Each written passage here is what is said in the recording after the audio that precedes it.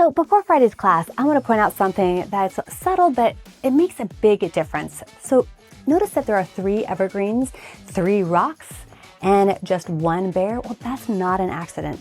Odd numbers tend to feel more natural to the eye. They keep your gaze moving instead of stopping too quickly. When there are 2 of some things, your eye pairs them up and stops. But when there are 3, it wanders. And the single bear, well, that's what gives this painting a clear story. One subject keeps everything focused. This isn't like a strict rule you have to follow. It's just a really helpful tool. If a painting ever feels a little off and you don't know why, try asking yourself if you have an odd number or if you need to remove one thing instead of adding more. And we're going to be using this idea on Friday, so start noticing it everywhere. And if watching this made you think, well, maybe I could do this, I want you to know that you're absolutely welcome to paint with us.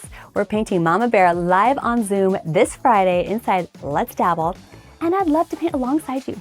Awesome. All right, click on the link below. Join us over at letsdabble.com and let's paint Mama Bear together.